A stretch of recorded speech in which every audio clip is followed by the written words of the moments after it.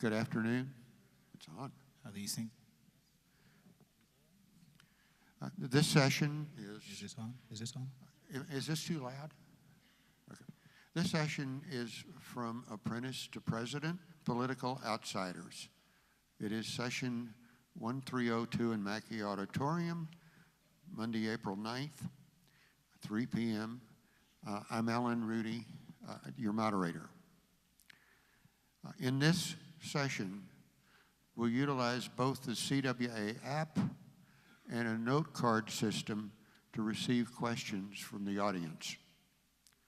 To ask a question in the app, simply select this session in the schedule, tap question and answer, and then insert and send your question. How many in here have the app? Good. Those that have it will tell those of you who don't have it that it's really cool.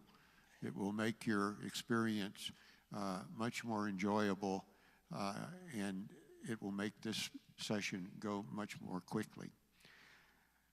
You may also raise your hand to request a note card and a pencil from one of our producers who are, where are they? There are, oh, in the back. Okay. You must write legibly. If you're a student, please note that you are a student in your question. Make your questions brief and to the point. We're fortunate to have a panel composed of members from varied disciplines and divergent life experiences. I suspect we'll have a lively, informative discussion on a particularly timely subject. Our participants are, at that end of the table, Robert George. Like Robert P. George, Robert A. is a public intellectual. He's not any of the Robert A. Georges who were variously a criminal attorney, an MD or a bankruptcy lawyer. A contradiction in terms, Robert is a conservative who in his very varied career has worked for Newt Gingrich and written for the New Republic. To his credit, Robert called for Trent Lott's resignation after Lott lauded Strom Thurmond in that overt racist birthday party. Next to Robert is Gregory Tanaka.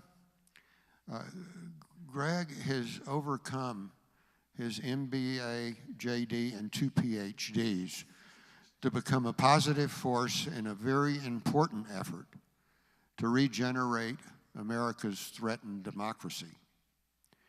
My reading of his position leads me to the understanding that he has hopes for the Trump presidency as he continues his effort to foster a bottom-up participatory U.S. democracy.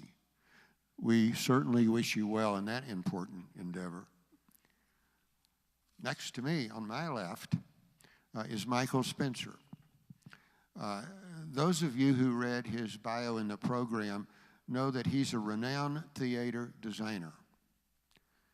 For those of us unfamiliar with the term theater designer, it's the art and technique of designing and building a space intended primarily for the performance of drama. It's that expertise that makes him particularly appropriate for this panel. And on the end is Ellen Sweets. Ellen is a Catholic writer. That's Catholic with a small c, is in writing about a whole bunch of stuff, including news, food, people, and business.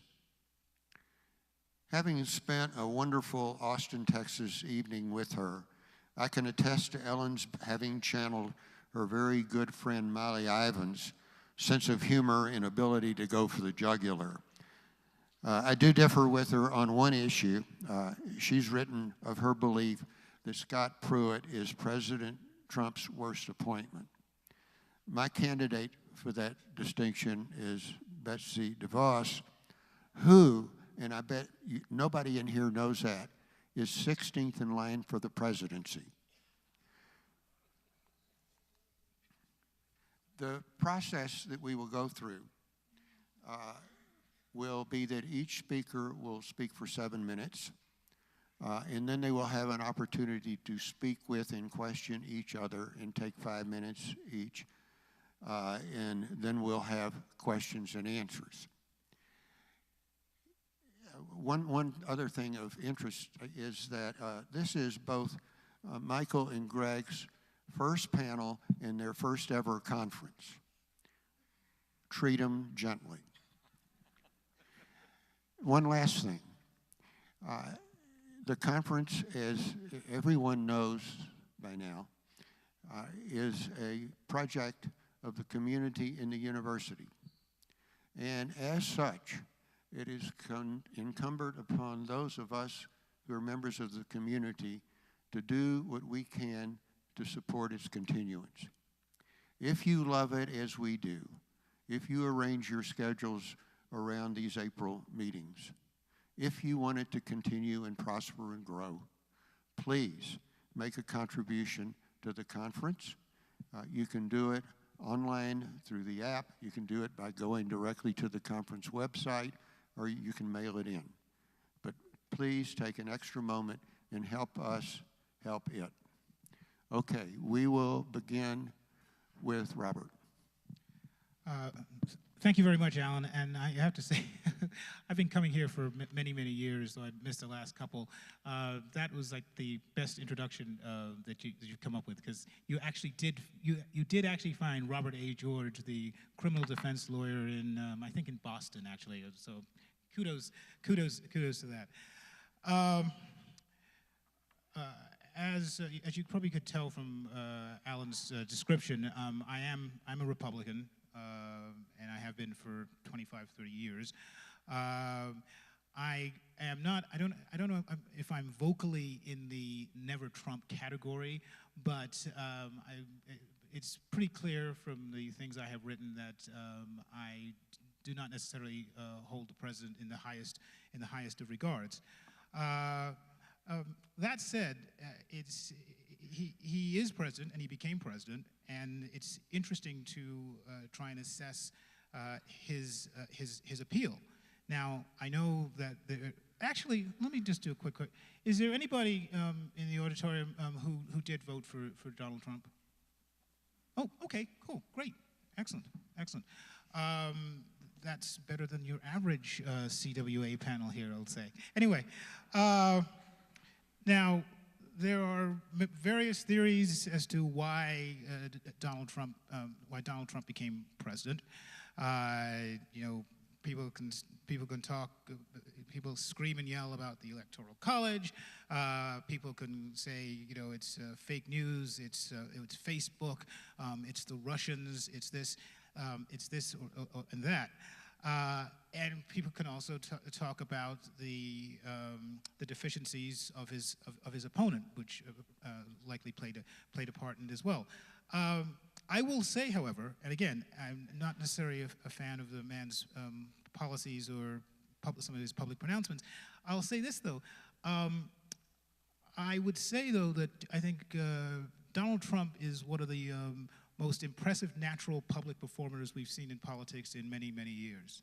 And I think something that the media misses is how effective and how powerful a public performer he is. And I know people are going to talk about, that he lies about this and he demagogues about that and blah, blah, blah, blah, blah, blah. Yes, that's all true.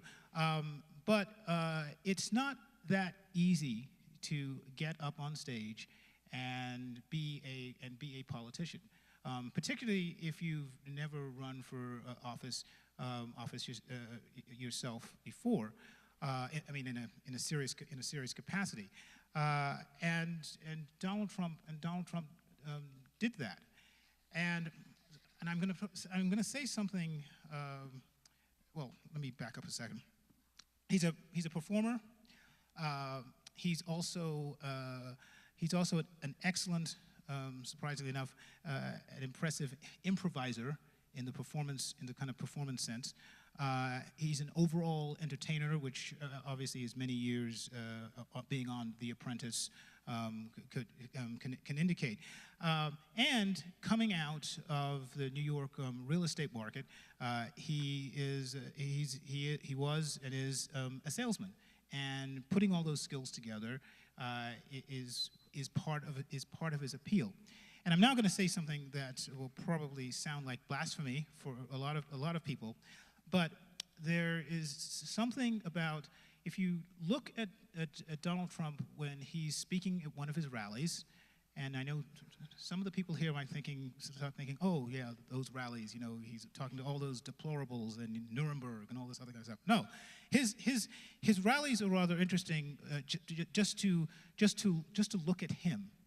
And he has something that, and the reason why I took the portable mic here is, he will often, he'll be speaking in front of his group, and he'll be making one of his kind of jokes, and the crowd's going to be eating it up.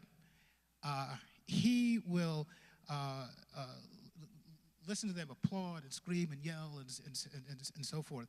And if the microphone is like here, he will walk away from it, turn his back, pause like this, sort of let the audience scream and yell, and then slowly kind of come back, and then start all over again.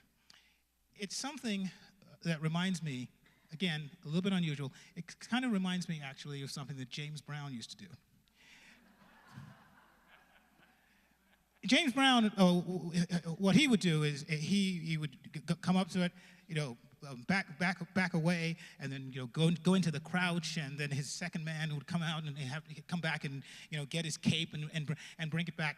But this is what Donald Trump does. He knows how he can connect viscerally with his audience, emotionally with them, get them really energized, pumped up, adoring. Then, you know, go back, bring them back down again, come back, and then kind of bring them back up. It's an impressive skill, and it's something that I don't see many politicians do. Like, for example, he would never have kicked down the cane like that. Much more natural. And that's actually something impressive. I've seen Bill Clinton give speeches. I've seen Barack Obama give speeches. They all have a great talent in terms of connecting with their audience. But Trump does it in a way that I haven't seen many others do so. He is somebody who is like Barack Obama, who preceded him, somebody who is remarkably comfortable within his own skin in terms of making the points he's making and getting his audience and his audience and his supporters to stick with him through thick and thin, which is something any politician will want to do, particularly when their ratings are always on a razor's edge. Anyway, so I'll just leave that out there for now, and then we can pick this up a little bit later on. Thank you very much.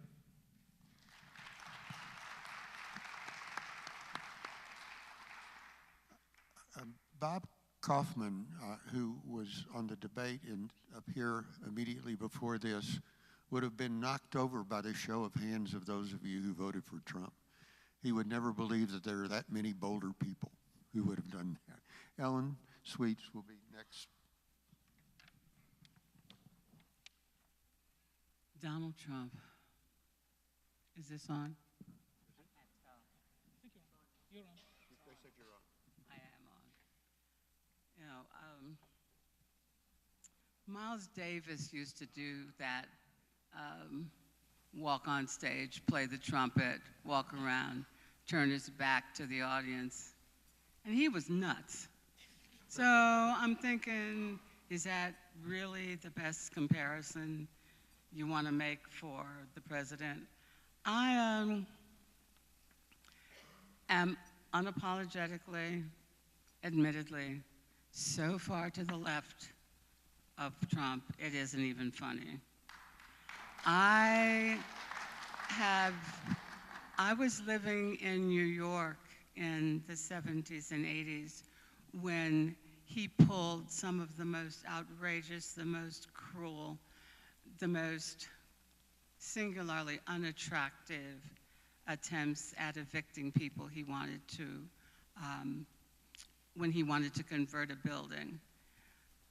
He very often made the New York Times not for something good he did, except on one occasion, and you can't take that away from him. He did reopen the Rollman skating rink at Rockefeller Plaza when the city couldn't get its act together. He did do that.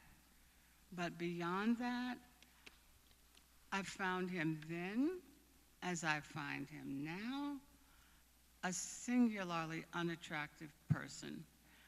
I continue to be dumbfounded that a man who disparaged women, who disparaged disabled people, who disparaged an ethnic group, and by the way, take a look at this panel.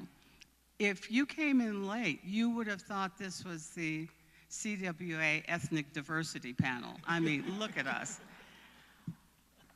And it's a good thing. I don't think I can talk about him for 7 minutes, mainly because I grew up in that generation where your mama told you if you don't have something good to say, don't say anything at all.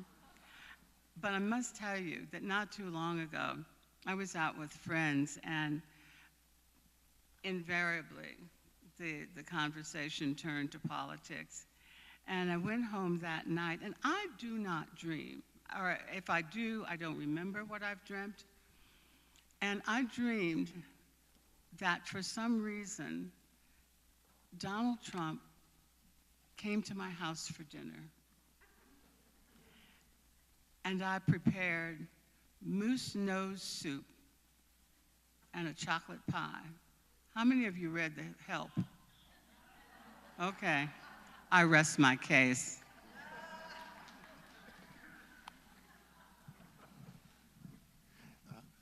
Michael will go next. Go. Thank you. In 2016, twice in the same year, I went to bed in the early hours of the morning, having twice failed to stay awake through hours of TV coverage in order to confirm a result. On each occasion, I went to bed saying to myself, it's going to be okay, Michael. It's looking like the unthinkable will not happen after all. However, twice a year, I got up, switched on the TV to check that all was well, and what? All was not well. On June 23rd that year, the United Kingdom voted to come out of the European Union. And on November the 9th, Donald Trump was elected President of the United States. The similarities are many. In both cases, I was left to realize that others saw things differently. In both cases, the silent majority, who we all thought couldn't be bothered to speak their mind, found a conduit for protest. In both cases, I found understanding the other person's point of view almost impossible. The sequence of emotions for me was first incredulity, then anger, and finally resignation. I can't complain or demand a recount because those hitherto unheard voices stuck it to the liberal elite using our very own most sacred weapon, the democratic system. Live by the sword, die by the sword. And yes, I still believe in it. By the way, did anybody think about the significance of November the 9th? In Europe, and in Germany in particular, it's a very important date. In 1938, it marked the start of a reign of terror on Jewish people in Central Europe. It became known as Kristallnacht, Night of Broken Glass. Enough said. So let's not ask here how a tiny island on the fringes of Europe, way past its glory days, can possibly think it can survive as an independent economic entity. Instead, let's ask how the host of a mediocre TV show can become one of the most powerful men on the planet. As we know, any US citizen can become president. It's the apotheosis of the dream. From my side of the pond, this claim, proud claim, now needs revisiting. not any US citizen. Okay, make it almost any US citizen, but not him. That shouldn't be within the Constitution, surely. In my country, we used to envy that boast. We who are merely subjects of an absurdly anachronistic and unanswerable monarchy, whilst you over here are citizens who have the power to ensure you get a leader who's suitably educated and with an unshakable ethical code. So maybe we're not so different. In the neoliberal West, the political left now offers no credible alternative to capitalism. It hasn't done since the fall of the Berlin Wall in 1989, on November the 9th, by the way. So it's no longer the case which ideology will prevail, but rather which suit will prevail, which character will stand out from the homogenized mass, who will capture the public imagination. Given that, Trump's triumph seems logical, obvious even. Boris Johnson could arguably be his equivalent in the UK, in that he too came to the public eye as a media buffoon, someone to amuse us. However, Eton and Oxbridge-educated Johnson emerged from the British political ruling class. He's a genuine political insider. So watch this space. As with Johnson, it doesn't matter what Trump says, because nobody believes anything anyone says is true anymore. The truth, like reality, is a matter of opinion. It depends on where you're coming from. There are no facts, only opinions. Do we really believe the sanctimonious claptrap spun by politicians seeking power? Well, some do, apparently. So, the UK will soon be a political outsider, but I don't think Donald Trump ever was. If he was, he wouldn't be in power. Here's the thing. When everything ultimately comes down to the ability to make a profit, I'm talking about capitalism, the current default condition, facts, truth, and reality go out the window. So instead of celebrating my wife's birthday on 9/11, as we Brits call November the 9th, by the way, we sat glumly over our morning coffee, realizing that facts, truth, and reality just get in the way.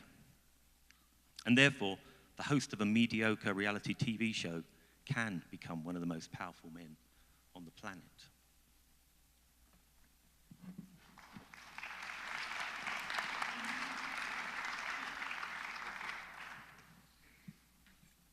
Okay, first of all, I'm very honored to be here.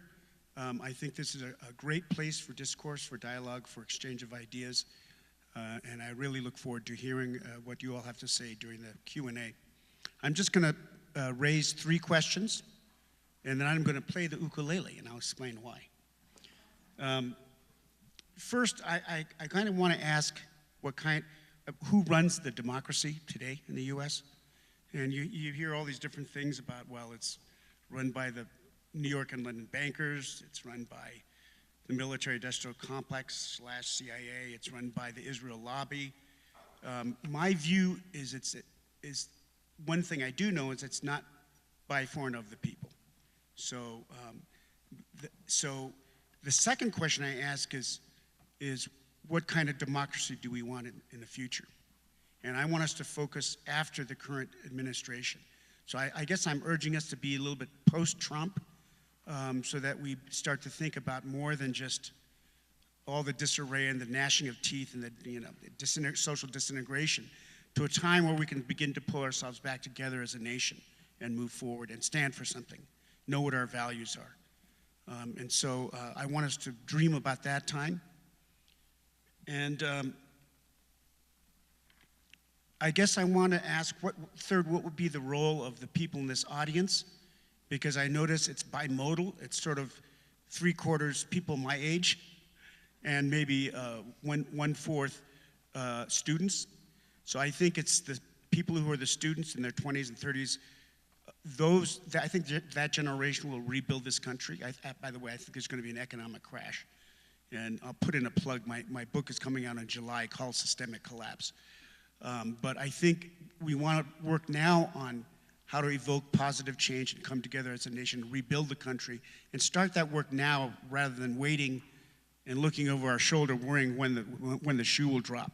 I think we need to start working together now. And so the younger generation will be doing that work, and then our generation, the larger percentage of the audience here, I think it's going to be our role to provide the encouragement and some of the wisdom. We've made mistakes along the way. We've learned some things, and so hopefully we can all work together. So that's all I want to say, and I'm going to play this song, which is about renewal. It's a Hawaiian song. I don't know, maybe. Because I think we're going to be doing renewal together. So, oh, and by the way, I'm just an intermediate player. I'm not a star.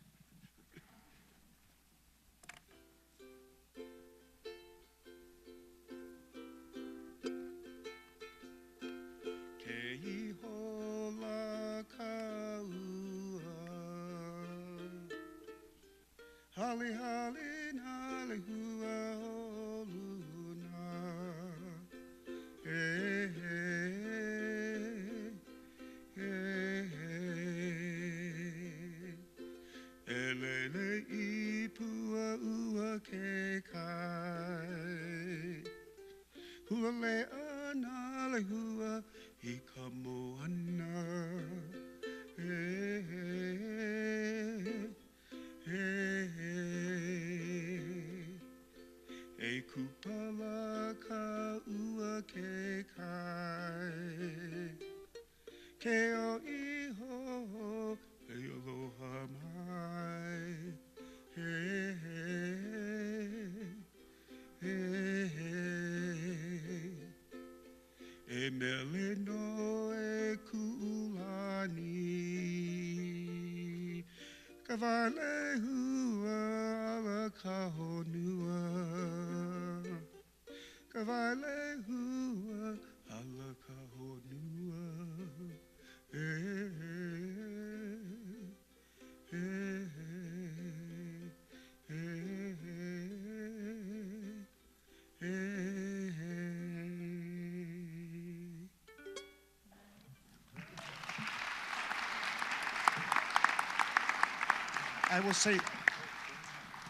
I will say that song is about the water coming up, forming clouds, dropping rain onto the island, let's say, of Kauai, and washing down the red hibiscus and the other kind of flowers, the lahuas, out on the river, out into the surf, the Moana surf, and then back out to the ocean again, where the clouds will form once again. So that's about the cycle of life.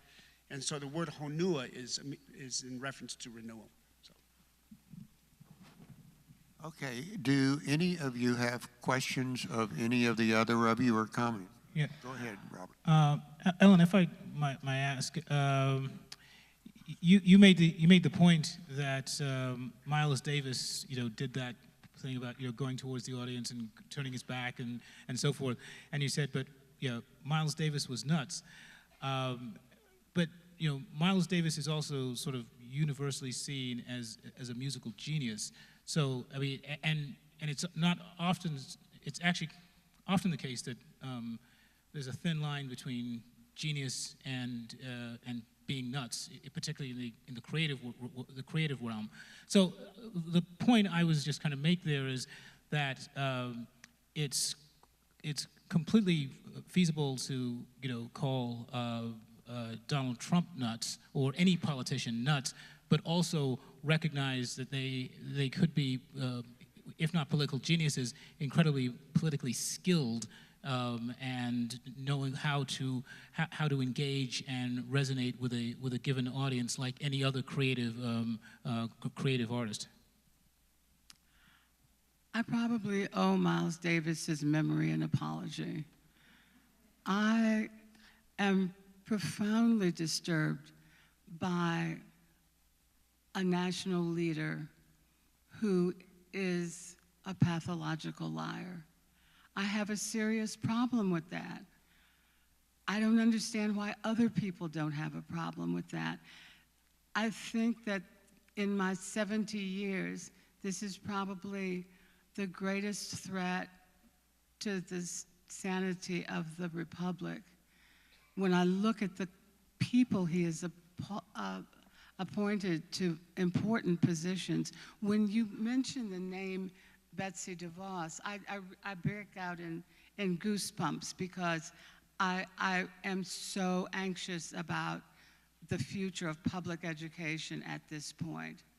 When I think about a man like Scott Pruitt, who apparently feels he is a presidential equal, that he has to have 24-hour security and travel first class and repeal every effort that has been made up to now to save our water and our land. I don't understand why people aren't more upset about this. And it has nothing to do, as far as I'm concerned, with being left of center, conservative, Republican, Democratic. It has to do with preserving the integrity of the Republic. And I don't think 3 a.m. tweets, name-calling, and insults are worthy of the office of the president, no matter what you say about him. I am troubled by this. I don't disagree. I don't disagree with a single thing you said, and I've written about how the tweets drive me up the wall as well. But I was just trying to put it in this kind of context. If we're on a panel called "From Apprentice to President," political outsider, question mark, if you want to try and attack the theme of the panel itself, this idea of the talk show host become president and used certain skills as a political outsider to get to that point.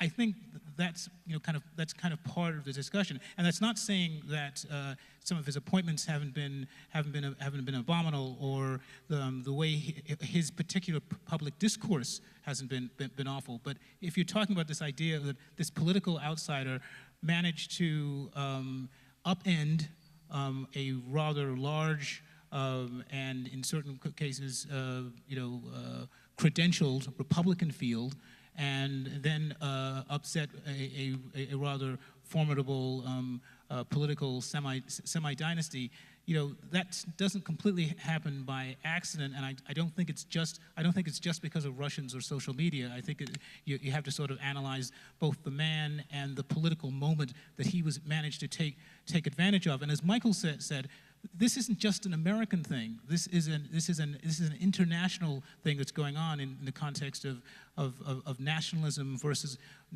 nationalistic sensibilities versus globalist.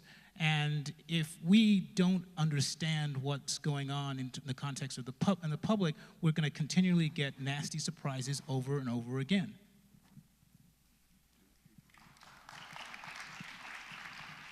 Okay, there are a couple of questions that came in that are sort of related and relate to what Robert just spoke to.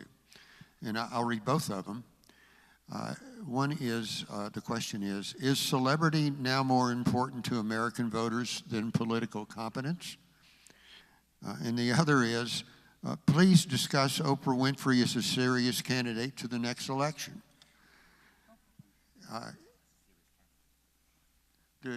Who would like to talk to those? I'd like to just say something about the celebrity. I guess what I was referring to is the cult of celebrity, which is so endemic and powerful today. I'm reminded of I was made aware a couple of years ago of a survey that used to happen, a very big survey to young women, 13-year-old girls, and it asked them, what did you want to be in 10 years' time? And for years, this survey happened on a big scale every 5 years, and for decades, the top answer was, I want to be happy. And the last time they run that survey, the top answer was, I want to be famous, which is a tragedy of our epoch, if you like. But that's, sorry. I live in New York, and currently Cynthia Nixon, the actress, many know from Sex and the City, is primarying the incumbent governor, Andrew Cuomo. And she tossed her hat in the ring, I guess, about 3 weeks ago. And the Governor Cuomo, who, like the President of the United States, is also from Queens, New York, and is not somebody who necessarily suffers fools greatly, was asked about Ms. Nixon getting into the race, and he said, well, I guess anybody can run for office. And some people just kind of took that as, well, you know, she's a celebrity and she's decided she's going to get into the race, and, you know, and she doesn't have any experience, and so fine, anybody can get in. But I think there might have been a handful of New Yorkers who might have heard that and also thought, well, yes, I guess anybody can run for governor. You don't have to be the son of a governor to do it, which Andrew Cuomo happens to be.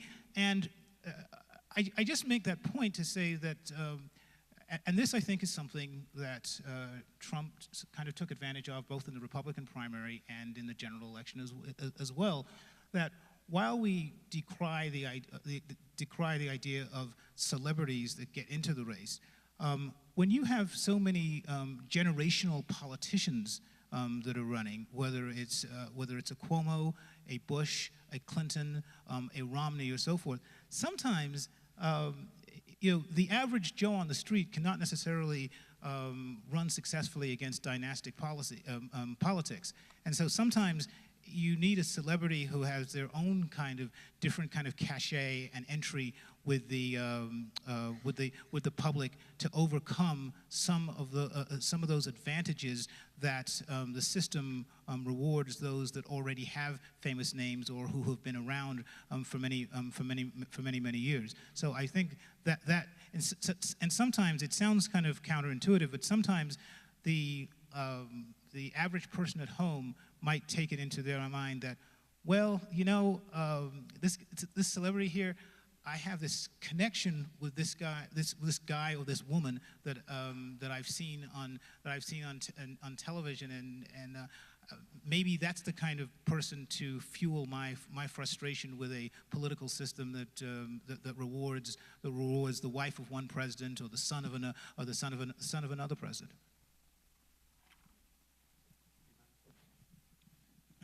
I just wanted to say, I think what we're experiencing right now with the Trump administration and maybe even the next administration, I think we're in a period that might be called a paradigm shift period, where the previous paradigm, in this case representative democracy and liberal democracy, no longer works, and there's great disagreement in the field, and people are arguing with each other, and we can't seem to make heads or tails of what's going on and what's going to happen next. That's what happens during the period of a paradigm shift, and then you end up coming up with a new paradigm later, which will have some of the characteristics of the previous paradigm plus some new ones added in. So I'm saying this because I want to exhort the students in this crowd to think about what they would like to see in this next democracy. I think we actually have to remake the democracy and rebuild our largest social institutions in this country, the economy, the education system, you know, well beyond Betty DeVos.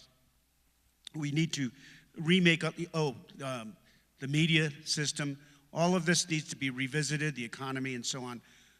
And so you're going to have your work cut out for you, and I hope all of us who are in my generation can be there and back you as you do this work.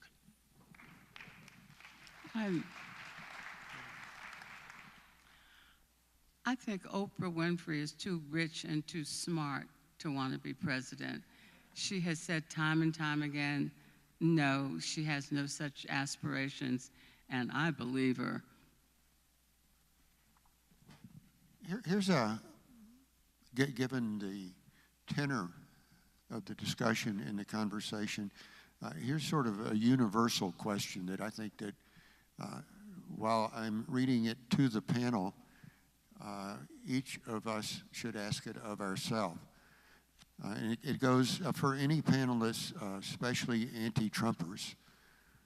What do you think you've learned about how to peacefully and successfully Interact with people with whom you emphatically disagree when you're convinced you're absolutely right.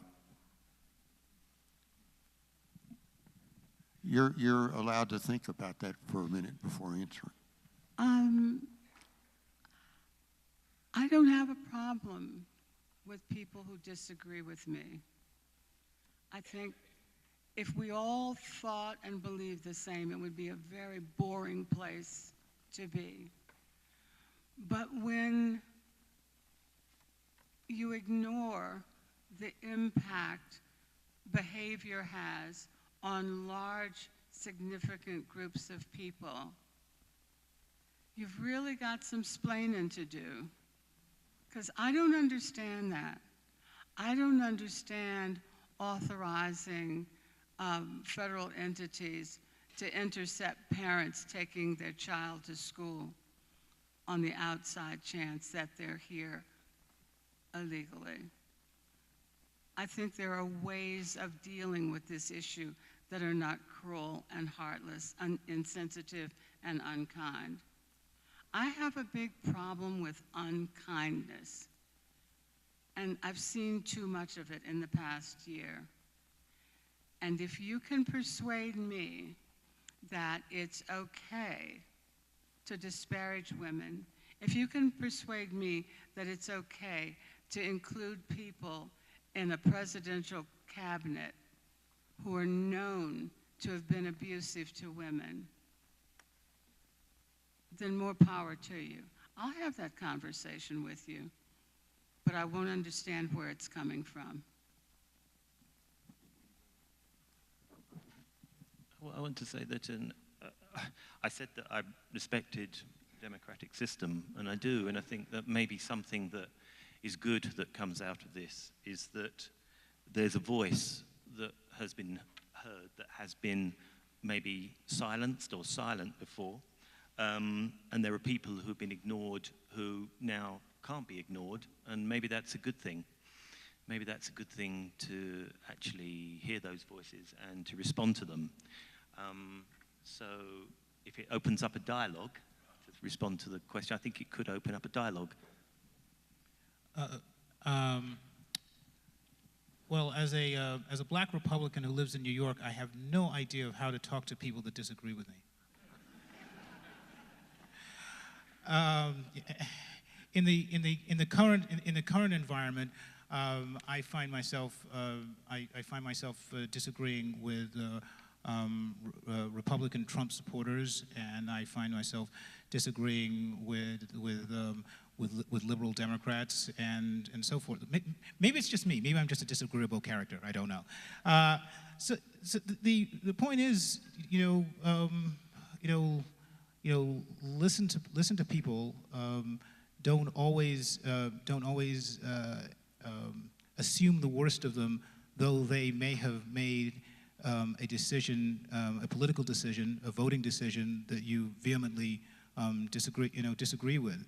Try and show some humility in your own point of view, because you're realizing if you think that you're 100% right, odds are you're at least 40 to 50% completely wrong. I think I would add to that we want to go beyond the binary of us against them or me versus someone else. I think we want to aspire to a situation where everyone has voice. I'm doing field research right now at East Palo Alto, which is across the 101 freeway south of San Francisco, from Stanford. And this is a very underclass neighborhood, mostly African American with a lot of Latino moving in and Pacific Islanders. They do not have voice. So we need to help our country by helping each other. And so the term I want to put out there, I'm an educator and education researcher, is to have a learning structure where the goal is, the ideal is to have mutual immanence. I come into being by helping you to come into being. And when we're doing that, we all have voice and we're all supporting each other. We can disagree, but by listening to and supporting each other, we move forward and bind ourselves together as a country. So I know I said a lot really fast here, but I think we need to move toward mutual immanence, away from this binary us against them way of viewing both politics and education. Thank you. Well, with anybody else up here? No, I was just going to say we will know in November what kind of country we really are. Well, I was about to ask a question. Given the attention that's prevalent everywhere in regards to our current state of affairs, do you feel that this election in November can be a watershed event? Even assuming the Democrats are able to take Congress, is it more than an uptick in a down market, or can it have much greater significance than that?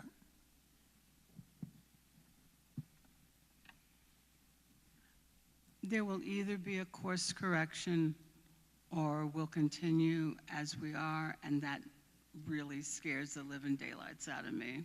Yeah, but do you think it's a permanent course correction or just an interim thing and a continuing saga? You know, as a black woman who grew up through the 50s and 60s and into the 70s, and who's been in the news business all her life, all of her working life, the best I can say is all we can do is wait and see. Well, it depends on what happens. If based on the current trends, if the Democrats take over the House, that will send the public discourse in a certain direction. It'll be obviously much more confrontational, just as it was when.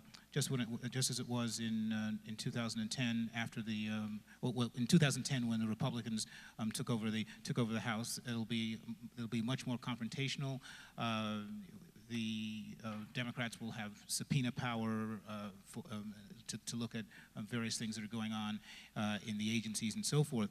I think it would be unwise if the Democrats immediately started to go after impeachment. In fact, Republicans are already using the possibility of impeachment as a way to try and generate enthusiasm amongst their base. If this turns out to be a complete a Category 5 repudiation of the Trump administration, including the Democrats winning the Senate as well, that I think will create a real reaction amongst the Republican base, or elements of the Republican Party, in the context of how to deal with Donald Trump, and the lock that the president has with his base that prevents elected Republicans from criticizing him heavily, I think will start to shudder and cause a lot more internal debate within the Republican Party. I think the coming election will not make a difference. In another life, I was a lawyer, and while I was in law school at Georgetown, I worked in the Office of the Chief Justice of the Supreme Court. I worked in the Department of Justice, and also did research on Congress. I actually think we will not get anywhere as a democracy until we can overturn Citizens United, which gave very wealthy people the power to control to democracy, and also I think we need to at some point address this sort of electoral college, which keeps only two parties in government. I like the Northern European countries a little bit better, where you can be in a small group and still find some representation. So we're talking about some structural changes. It's going to take a while. It's not going to make a difference this coming November. The change we have to go through is going to take 3, 4, 5, 8, 10 years, I think. I must tell Question, you. Greg. Is there a legislative response to Citizens United, or does it have to go back through the courts? I think Congress can do something about it, and that may take it back to the courts again, but the Congress can do something about it. And that means the people can put pressure on our existing senators and House of Representatives people to do something about it. So that change is possible, but until we do that, we're not going to have a true democracy again, period. And I must say, I'm at the point where if we just elect better Republicans, I'm happy with it. But this Congress that we've had has been outrageous, outrageously irresponsible. You talk about a dereliction of duty. I think they have really betrayed the American people.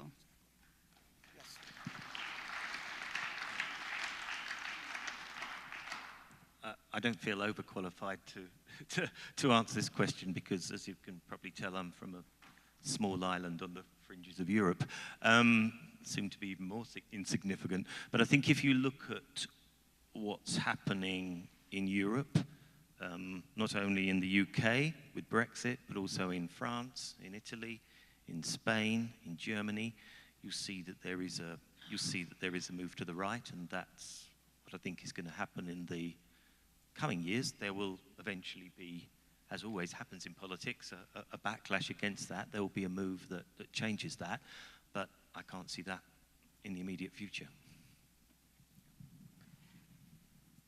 Okay, I'm going to walk where angels fear to tread. A number of the audience raised their hands and said they voted for Trump. This is as a result of a question.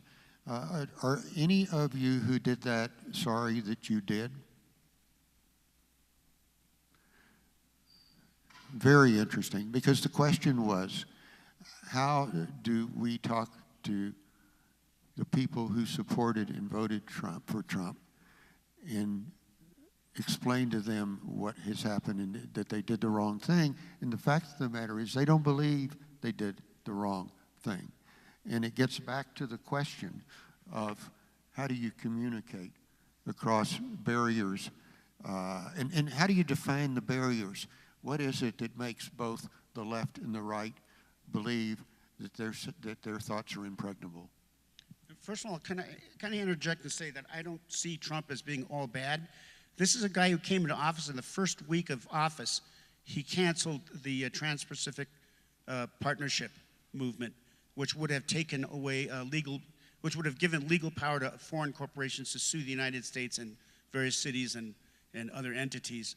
And he just canceled that. He canceled that whole project. I'm not sure, but I think he may ultimately stand up to this sort of the cabal type people who are trying to run this country in an anti-democratic fashion.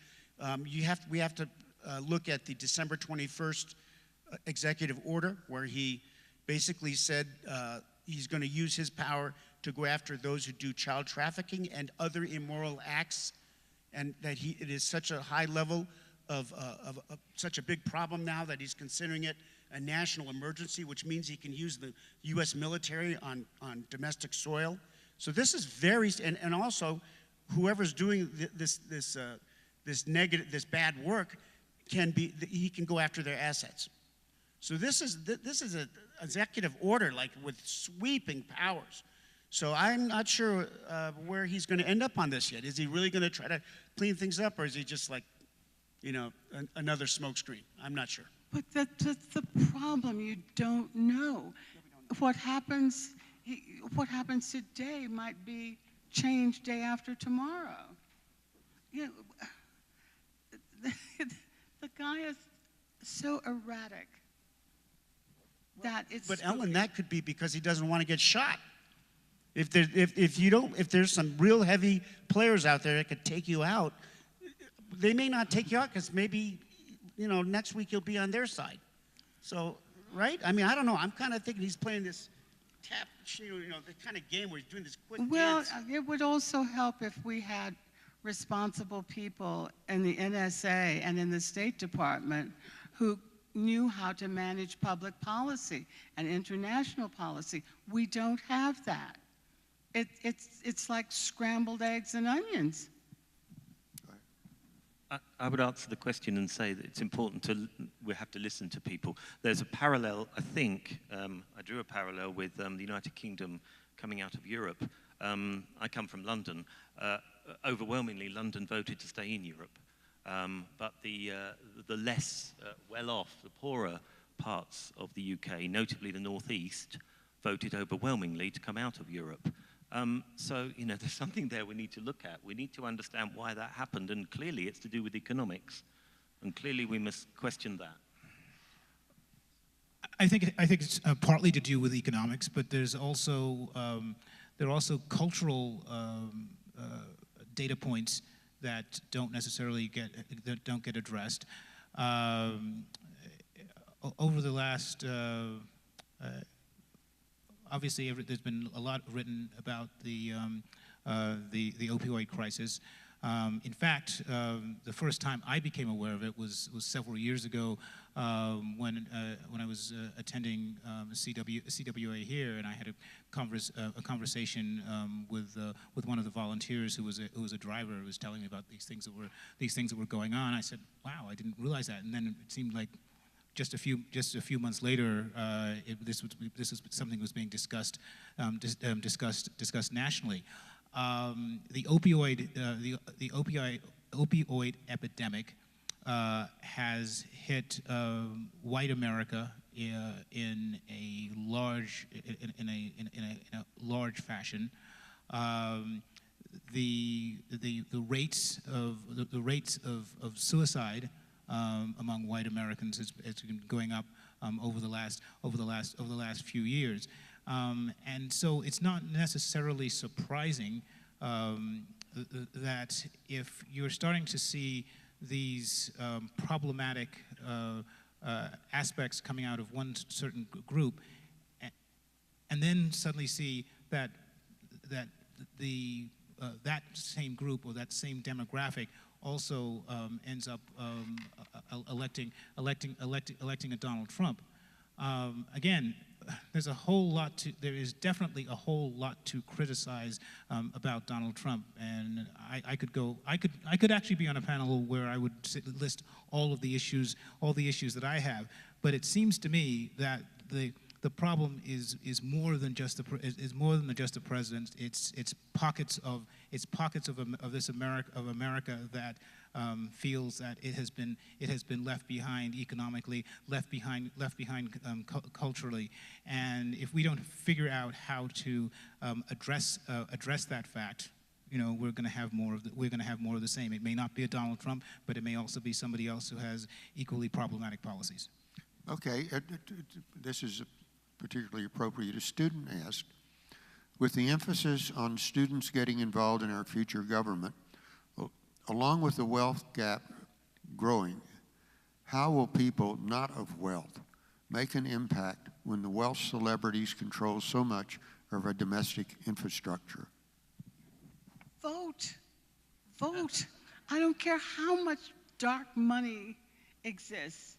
If people go to the polls, they can make a difference. It really is that simple. It is not neurosurgery. When you think about, you know, I don't want to harp on Trump, but when you think about the fact that 3 million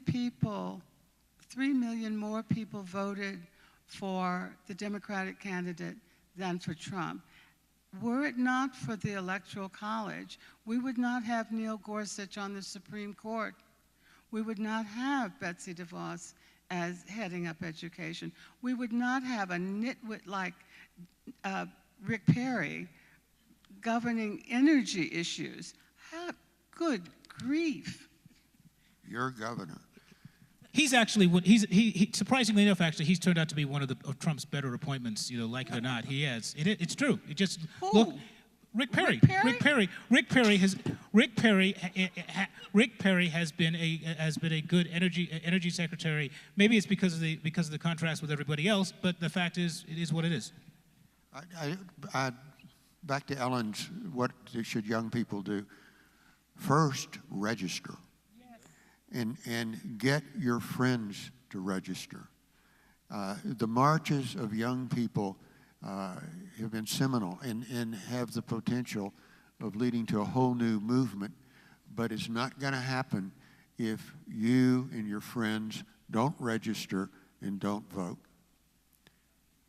Next question. This doesn't really have to do with our subject, Greg, but an audience member asked, and I too am curious, talk a little bit about the book you're writing about economic collapse. This is a plug, and when does it come? Give us about 5 minutes on that. An unabashed plug, okay. Basically, in this book, it's half autobiographical, and the second half is about how to renew the country. So I have the voices of some 15 of my former students who have submitted short pieces in that second half, because I feel the remaking of the democracy needs to be not just one more expert saying how I think it needs to be done. We need to have the ideas come forward and percolate upwards. And so this book is about how a small group can take over an economy and a democracy and squeeze the life out of it, out of both, and how we need to move, not sit in a corner and let it happen and complain, but actually do something positive about it.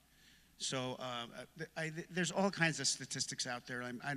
Those of you who follow like USA Watchdog and Silver Doctors and other kind of non-traditional ways of getting the news are aware that the unemployment rate is not 7%, it's 23%. When you add in those people who have stopped working and those who are only working part-time. So 23% is very close to the 25% unemployment rate we had during the Great Depression. So, things are not great for the American middle class and working class and underclass. I would say actually extending into the upper middle class. Also, the inflation rate is not 2 or 3%, it's 9%. This has all been documented by people who are using formulas from the 50s, 60s, 70s. The numbers have been jury-rigged for the last few decades. So I'm just citing things like that, and where the debt load is, it's over 150 trillion in debt in the United States. How are you going to pay that off? So as soon as interest rates start going back up, we're not going to be able to pay the interest on all the debt in this country, and then there's going to be a crash at that point. So that's what's in my book, but it's the second half is how do you address that and rebuild the country? Because I don't want to just sit there and complain. Yeah. Okay, thank you. Question. And this one is from left field, and nobody's guess is much better than the other. But do you believe, if there is what do you believe the chances of Trump's being impeached are?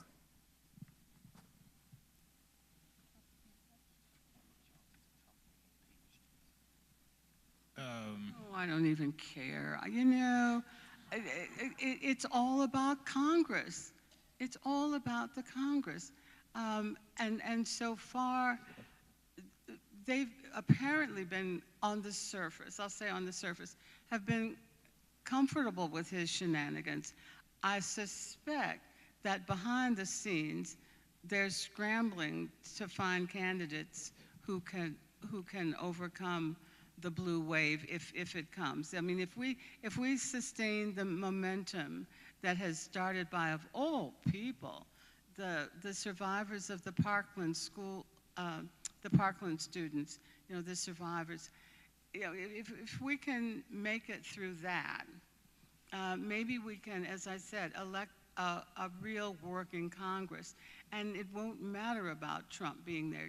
Maybe we can just find a better candidate to run as a Republican in 2020. Otherwise, I don't even know, folks.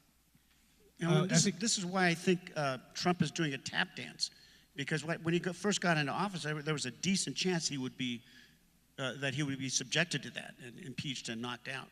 And so that's why this guy is really hard to figure out for me. I mean, he's cozied up to the Israel lobby by moving to Jerusalem, the embassy, which is kind of a shocker actually. But now the Israel lobby is not going to be after him.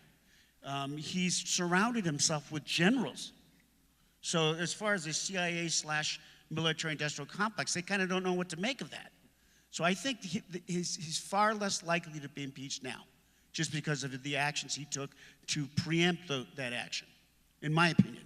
But what is the real Trump? I think we still don't know. I think he did those things to survive. We need to see what happens next. I I would put it at, I mean, assuming obviously that the, if going against the current trends, if the Republicans hold on to the House in November, obviously it's a 0%. If the Democrats take over the House, maybe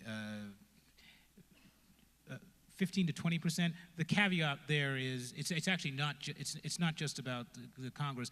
It also has to do with what kind of results the Mueller investigation produces, and if there's enough there for Congress to start contemplating impeachment. But even before they would have to they'd be doing that, a Democratic House would have to do its own kind of expanded oversight investigations, and not just on the whole collusion issue, but on things like possible malfeasance within agencies and things like that. But even given all of that, I wouldn't put it much more than 15 to 20%. Well, even given all that, even if the House brings a bill of impeachment, takes 2/3 of the Senate to convict, and I think the odds of that are really remote. Yeah, well, the question was impeachment versus impeachment and removal, the two things. So just on the question of impeachment and just focusing on the House, because the Senate is not even in the best, even in the purest of Boulder dreams. If the Democrats took the Senate this November, they'd have maybe a one or two vote majority, and as Alan said, you need 2/3 for removal. So it wouldn't go, even if the House acted, removal would be out of the question. Oh, I'll just settle for indictment for obstruction of justice. I can live with that. Is a pundit who brandishes fear of a populace, is he more to blame than the press that sensationalizes rather than exposes? Let me see if I can read it correctly. Is a pundit who brandishes fear or a populace who falls for it more to blame, or is a press corps who sensationalizes rather than exposes more to blame for what's happening in our country or has happened? One of the saddest things to me in recent years about the news business is that Al Jazeera left the country. I felt that it was one of the most responsible and balanced and informative news outlets.